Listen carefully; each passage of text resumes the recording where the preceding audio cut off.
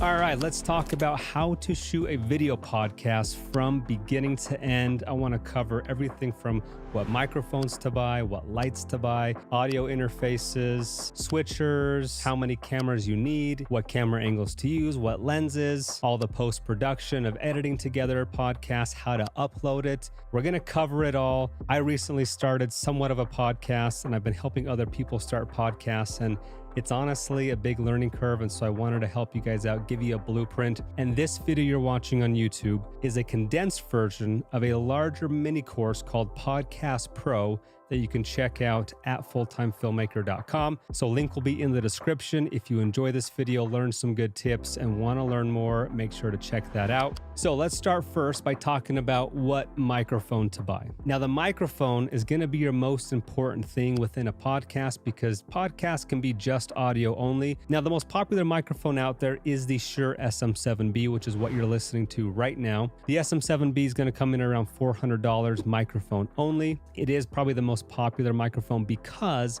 it's good looking, it's easy to have here in frame, and it has a good sound. But a popular alternative to this that's a little bit cheaper is the MV7, which is Shure's USB version of this. An even cheaper alternative to that would be the Rode PodMic, which you can get for just $100.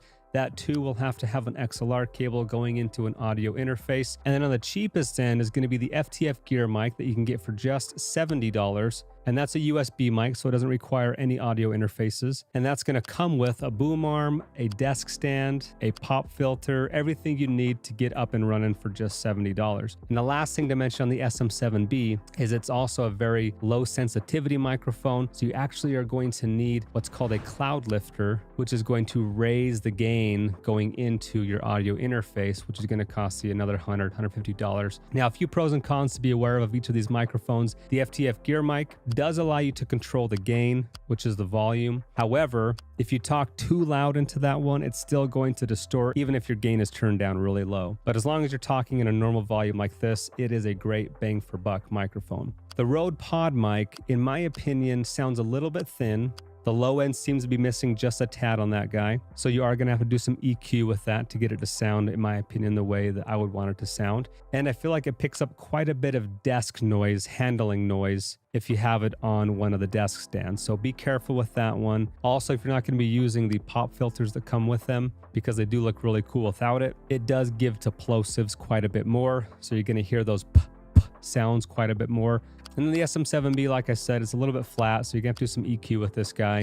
But overall, all these are great microphones, but the microphone is just the beginning. Once you get a microphone, you're also going to need, unless it's a USB mic that goes directly into your computer, you're also going to need an audio interface. So we'll talk about that next. So which audio interface should you buy? Again, if you've bought a USB microphone, you're not going to need one. You can go straight into your computer. So that's one of the great benefits of those. However, your nicer microphones are going to be going into XLR. So you're going to need to not only pick up an XLR cable to be able to plug into the microphone, but it's going to have to go into an audio interface, which is then going to allow you to plug that into your computer. On the low end, I have used what's called the Scarlett Solo. You can pick up for $130 right now for one input, or $190 for two inputs. And I've used these for many years and they work great. I have noticed a little bit more of a hiss, a little bit of a background hum. So that's what you're going to get with some of the cheaper audio interfaces, is a little bit more background noise. Now, the one I use for a lot of mine is called an Apollo Twin X, which is going to run you about $1,000. It is a bit overkill for what you're going to need, but I love it. It's super high quality. But in the middle of these options is what I would recommend for a lot of podcasters,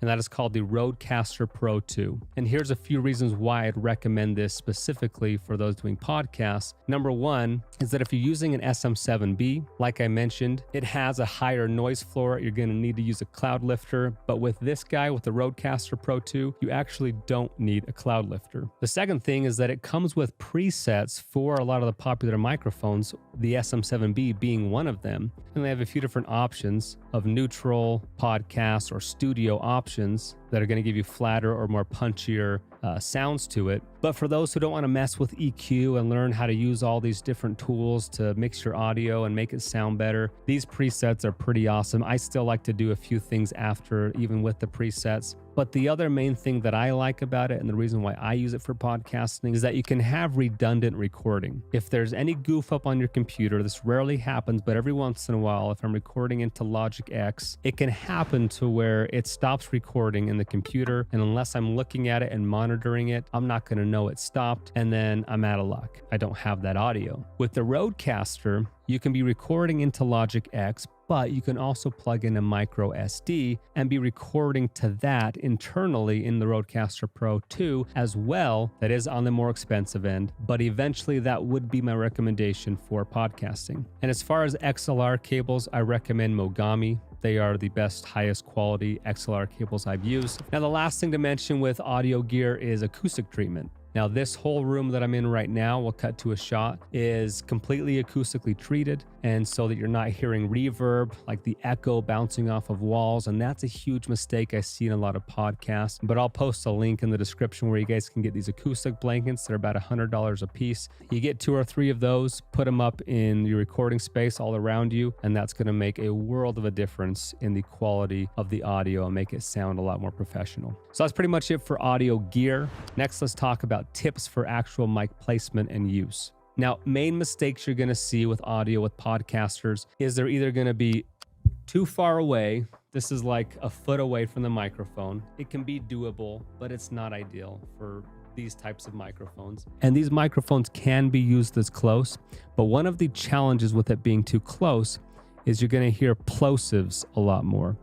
I like to have it just an inch or so from my mouth and have it to the side so that my air is pushing out in front of the mic instead of directly into the mic to avoid those plosives. Now, you could also put an extra pop filter on here or the bigger pop filter it comes with. However, it's going to give you a different sound. It's not going to sound quite as clear and it doesn't look quite as good. Now, the other thing to pay attention to is the gain level, either on your microphone, if it has one on the microphone, if it's a USB mic, or on your audio interface. You want to make sure that you've set your gain levels and you've tested the audio to make sure it's sitting between -6 at the highest to about -18 at the lowest decibels. But once you have your audio dialed in, next for a video podcast specifically, the next most important thing is going to be your lighting. So we'll talk about that next. I get asked all the time, how do you light for 2 different people?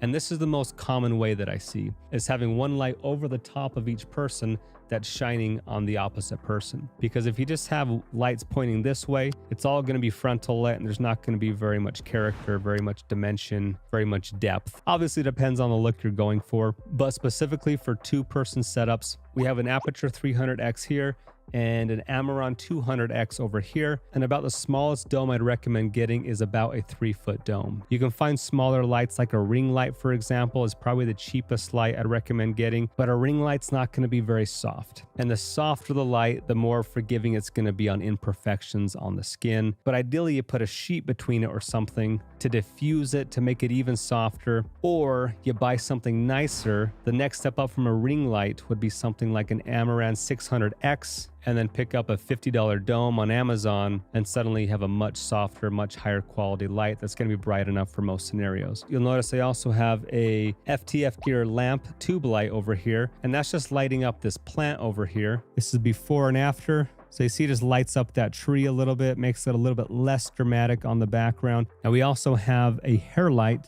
that is right above me up here. That is an Amaran 600X up there. And that's just allowing me to have a little bit of separation here from the back wall. And then coming back over to this spot, I've had this turned off till now, but I have an Aputure 600X, which is overkill. It doesn't need to be that nice of a light, but it's what I have, so we used it. And that has a gobo on it, which when turned on looks like window light coming in from the side there, which lights up that tree next to me. This is a lamp back here, floor lamp. And inside that lamp, I have 2 B7Cs from Aputure as well. So again, just making the background a little bit less dramatic. And then here is my key light on and off so you can see what that's doing. So 2-3 people setup. This is a very common way to do it. But we're now going to move over to a different lighting setup to give you some other ideas. This is going to be also a 2-person setup. So instead of 2 key lights each overhead on each person, instead we have a lantern softbox that you just put over top of both people. It is a little bit raccoon eye-ish. And so what I have to help out with that is an Amaran T4C tube light that I will turn off and on here so you can see what that's doing. So that's off and on. And you can make that fill light even more dramatic if you want to really make this fill in. So you can see that on and off. And in the background, that's a gobo light you see on the back there. That is what is shining on the back wall. And I will turn that off and on now. So you see that just gives a little bit of dimension to the back wall, so it's not just blank. And I believe that's a 300X that light is on. And then over here, we have tube lights. These are actually Nanlite tube lights. So now you can see what it looks like without those back there. This could totally work as well. And then up here, you'll see we have a hair light. This is the F22C from Amaran. Let me turn that on and off so you can see what that's doing. You see how it's just highlighting my hair and the chairs right here, giving them a little bit more dimension so you can see them popping out. Also on the microphones. So could you get by with just this key light, no fill light or hair light? Yeah. And then if you throw out the gobo, this is just the key light with those splashes of color on the background. Here's without the key light, which is an Amaran 100X, by the way. So we definitely want that on. Now let's throw back on our hair light, separating us from the background a little better. Now here's our tube light to give us a little more fill light, and then that gobo back there to make things a little more interesting. So let's now go over to our third scenario, and we'll show you how to light that with just one light.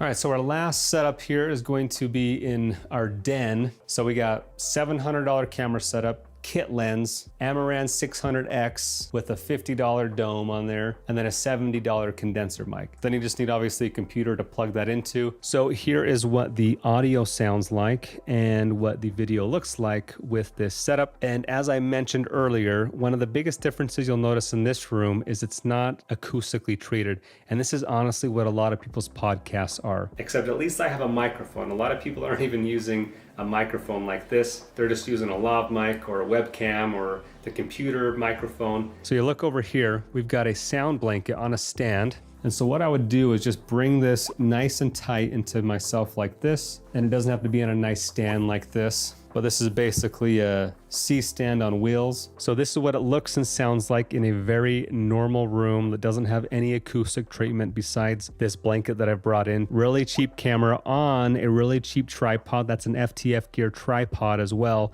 $70. All in, we're around $1,000, and you suddenly have an awesome video podcast ready to go. This is going straight into the computer, recording on a free app in GarageBand. We'll then export that out, stick it into our editing program, and we're good to go. So let's talk about what camera to buy, camera and lens setup to get when filming a podcast. Notice we're talking about this after we've talked about audio gear, after we've talked about lighting gear, and that is for a reason. If you have good audio and you have good lighting, then your phone can work. And that's the first thing I'd recommend. If you're on a budget, just use your phone. People mostly care about the audio. So if that's taken care of and if they can see your face and you're well lit, then the phone quality is going to be good enough. Now on the cheapest end, we showed you in our den setup there that we had a Canon R50 with a kit lens. That's going to be your cheapest option, as cheap as I would go. Just use your phone if you're not going to invest in a real camera. Now a lot of the older cameras are going to limit you to 30 minutes of recording. Do not get 30-minute recording limited cameras for podcasting, because most podcast episodes are going to be at least an hour. Cameras that can film for an hour can work, like that R50 that I have. Kind of pushing it though, I'd get one that can go 2 hours. The next camera for Canons that can go 2 hours is going to be the R10, which is going to come in at $1,000. So that's on the Canon side. On the Sony side, I'd get the Sony ZV-E10, and that's going to allow you to record for up to 13 hours. Now what I'm using here is the Sony a7S III. Obviously that's ideal. Over in this room we have two C70s. Obviously that's going to get very expensive, and so more importantly than the camera bodies is going to be lenses. But you want to focus on lenses that can stop down to low apertures, and the reason for that is because low aperture lenses are going to allow you to have that shallow depth of field, that background blur. So I'd look for a lens that can go down to a 1.4 aperture if possible. Again, in the den setup we had a kit lens, which is an 18mm on there, and that's on a 1.6 crop sensor camera, which brings the focal length to about a 29 millimeter. So that's what you saw over there. This is a 35 millimeter that you're seeing right now on the Sony a7S III. And then over here with the C70 cameras, we have 50 millimeter lenses over there. I think for medium shots, which is what this is, 35 to 50 millimeter is the most common. I just keep it medium so that they can move freely and not move out of frame. If you have a tight shot on them and they move too far, you're going to lose them from the shot. And so just be aware of that. Be careful. You need a camera. You need a lens. You also need a tripod. Forgot to mention that. Again, the FTF Gear tripod is the cheapest I'd recommend. That's going to come in at just $70. Most of the ones I use are going to be Manfrotto's, which are going to come in around $200. But one thing I would recommend getting for all podcasting is a dummy battery that can plug into an outlet into your wall. You don't want to have to be constantly switching out the batteries and risk the battery going out in the middle of a podcast. So that's pretty much it for camera gear. Focus on the lighting, focus on the audio, and then pick up a camera that's going to allow you to film your face, and you'll be good to go with gear. All right, let's now talk about how to actually film a podcast. Let's go through the whole process together.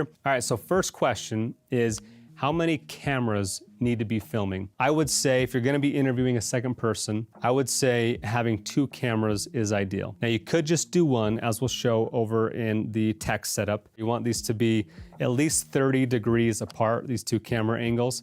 And these are actually 90 degrees apart, as you can see here. And I actually have a third camera set up over here in the R7, and that's gonna be showing both of these guys at the exact same time. So with our audio, we have that going into the Rodecaster Pro 2 over here, as I mentioned earlier. And then the Rodecaster is going into our MacBook, and then you see here that we are recording on Logic Pro X. And then right here, we have what's called an ATEM Mini Pro ISO. But the ATEM Mini Pro allows you to hook HDMIs from each of those 3 cameras into the ATEM Mini Pro, and then I'm able to switch between each of these camera angles. It will save me a file of those cuts I've made so that I can have the podcast video already cut up. So if you have an extra person, somebody who's gonna be watching the cameras and monitoring audio anyway, you might as well get one of these ATEM Mini Pros and have them be cutting in real time. Carter and I are gonna have a little podcast conversation and show you how this all works in real time. So welcome to the show today. This is the So and So Show. My name is Parker Walbeck, and today we have with us Carter Hogan,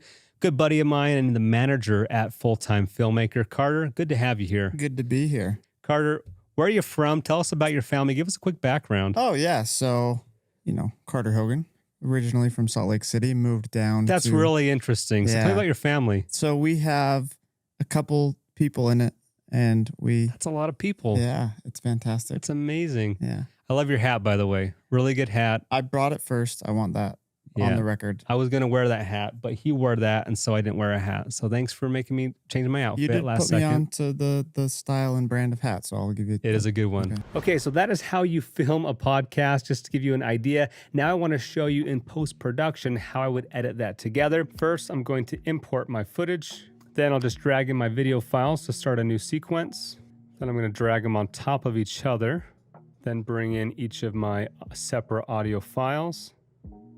And then the easiest way to sync these up is just highlight all, right click, synchronize audio, make sure it's on audio and hit OK. So next I'm gonna unlink the camera audio and delete those. We don't need those anymore. And now we're just gonna start cutting back and forth between camera angles depending on who's talking. Now the easiest way to do this is just to find when we switch off. You zoom in here and you can see this is when I stop talking, when Carter starts talking. So you're just gonna come in here, and I have the keyboard shortcut V allowing me to enable and disable this, or right click, enable, and then B for my blade tool. By the way, you can download all my keyboard shortcuts to do all these that I'm doing, and then push V, and now we start watching and cutting. Welcome to the show today. This is the So and So Show. My name is Parker Walbeck, and today we have with us Carter Hogan. So right before Carter says good to be here, we're gonna cut to him. Have you here. Good to be here. And I'm going to leave his smile on there for just a minute and then cut back to me. Originally from Salt Lake City, moved down. And then right here, I cut him off. So let's cut to me cutting him off till I stop cutting him off. And again, I'm just looking at the waves here and just making those cuts next to those. And then I'm just making projected cuts, something like that. People in it, And That's a lot of people. yeah. So we're going to cut this short and just come to the very end here. If you have any further questions, please let me know. And pretend like that was the end, so cut off the rest. That could be the end. You could export that out, upload it as is. I would, however, recommend that you put some intro and outro music. Now, the intro and outro music that I've been using for years on my Full-Time Filmmaker YouTube channel is by the Way May, and everyone knows who hears that song that is a Full-Time Filmmaker tutorial intro song. And that song specifically can be found on MusicBed, and they have been my go-to website for licensing music for several years now, and they are the sponsor of today's video. Now, personally, I believe that MusicBed has the highest quality music out there of any other licensing platform. They have over 1,000 incredibly talented artists and over 40,000 songs to choose from. Some of my favorites to use are Tony Anderson, Chapters, Ryan Taubert, By the Way May, just to name a few. But the difference at MusicBed is the quality cinematic nature of the music. It just feels like music you'd actually hear in a film score or in a high-end commercial rather than these cheap corporate jingles. And finding the right song you need is easy with their advanced parameters like genre, mood, and even beats per minute and key. And specific to podcasting, they now have a podcast subscription as well. So if you're ready to take your projects and films to the next level, go hear the difference yourself and sign up for a free account at MusicBed and use code FullTimeFilmmaker at checkout to receive 1 free month with your purchase of an annual subscription. So let's pull in now our MusicBed song from By the Way May. And we're not going to talk about this in this video, but we have a separate video inside the course talking about how to create logos and logo animations. But I'm also going to pull in my FTF intro logo animation. Welcome to the show today. This is the So and So Show. My name is Parker Walbeck, and today we have, so whatever music you find, just adjust that volume so it's not overpowering the audio. I personally only have it last about 15 to 30 seconds, depending on what the intro sounds like. So about right there. I'm just going to cut it off and then add a little applied default transition and fade it out over time. But now we're going to find the point where the last beat hits on the outro. If you have any further questions, please let me know. And then we'll just fade that in towards the end here. Now, the last thing I would do is add any audio effects. We're not going to cover this in depth here. You can watch full videos talking about each of these inside the course, but the main audio effects I use is going to be an EQ, a compressor, a limiter, some normalization, some mouth declick. Sometimes I'll use denoising, and the audio that I've already dragged into our timeline has already been processed before I brought it in, and I do all of my processing in Logic Pro, and the plugins I use are called FabFilter plugins, and then I use 2 plugins from Isotope RX Elements, one being Voice Denoise and one being Mouth Declick. And a lot of the paid plugins I mentioned, you can find free versions within most editing softwares. For EQ, I use Parametric Equalizer, then I'll hit Edit, and I always add a high pass filter. That's just going to get rid of any low end rumble or plosives. So that is a must. I always do that first. And depending on the microphone and the speaker will depend on what I'll do here in EQ. But usually we'll boost the high end a little bit, and I'll usually boost the low end just a little bit as well. You guys put a pop filter on that. Get like one of these big pop filters because you don't care how it looks. Okay, so just very subtle, just adding a little bit more punch to the audio with EQ. Next, I'd put on a compressor. For that, I use Dynamics, so drag that on. Come to Edit, and I use a preset called Soft Compression, and I'll usually adjust this ratio to 3. Turn on the limiter so it doesn't go above -1 decibels. And then depending on how loud I record will depend on how much makeup gain I'll add here. Avoid those plosives at all cost if you're not doing video. So you see over here, we're in the -12 to -6 range. I want to bring that up just a tad more, so I might bring this up to maybe 6 or 7. Put a pop filter on that. Get like one of these big pop filters because you don't care how it looks. And again, we're not going to get into this in depth, but I'd also recommend downloading what's called Ulian Loudness Meter. This is a free plugin, and while you're listening back to your audio, you want to be looking at the integrated LUFS. Spotify and a lot of these platforms recommend between -14 and -18 dBs. It's one of the biggest things you're going to hear in podcasts that might drive you nuts. So I'm about a -21, which means I want to bring this up a tad more. And you can do that by pushing G on your keyboard, hitting Normalize Max Peak Audio, put it to -1. And then watch my waveforms down here. they all jumped up and normalized to a higher volume. Those plosives, those air pockets, are going to be going straight into the microphone. So now we're at about a negative 17 LUFS, which is in that zone. And the last effects I mentioned that are going to be paid is going to be an RX denoise. This is going to get rid of any of the background fuzz. So if you come to just a part with no audio, so if you put this on, come to edit, you can adjust how much you want it to be working. I'm usually around a 4, 5, 6 zone, but if it's really noisy, you might want to boost that up. So here's before and after.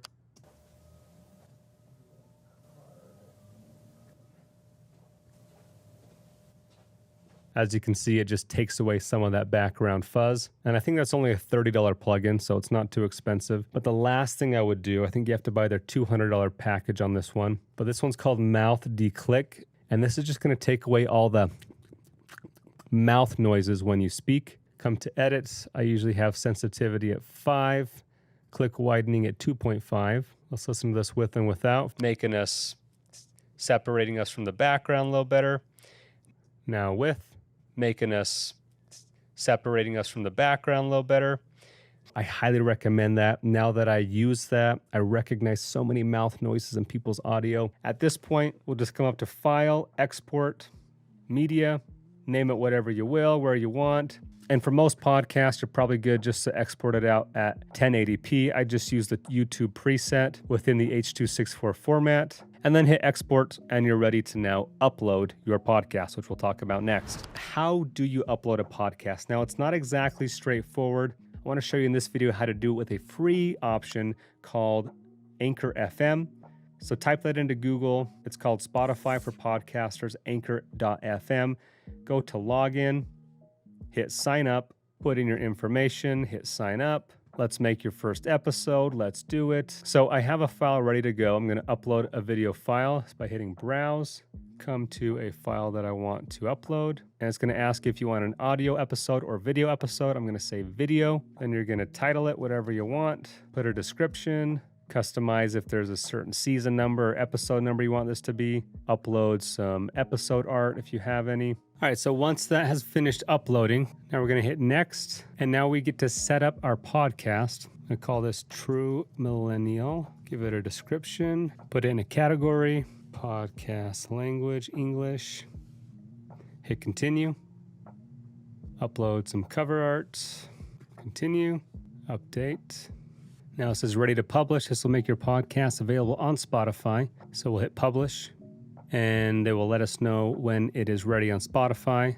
Now, if you want to put this on other platforms, you have what's called an RSS distribution feed. So you'll use this link right here to then upload this to other platforms. And then as soon as they notify you when it's ready on Spotify, you'll be able to hit listen on Spotify, and you'll be able to start listening to and sharing your podcast. So that is how you create a podcast from A to Z. Again, this was a compressed version, just trying to give you all the steps. So if you want more in-depth, detailed instructions on each of these steps and additional steps like using StreamYard to do virtual interviews, or how to monetize your podcast to actually make them sustainable, or tips and tricks on how to get more views and actually make your podcast engaging, then make sure to check out links below to join our course Podcast Pro, or that mini course is also included inside Full-Time Filmmaker, our main course with over 600 tutorials, link also in the description below. But that's all I got for you. Hopefully you got some good insights on how to get your podcast off the ground. Don't forget to subscribe for more content just like this. And if you have any further questions, please let me know.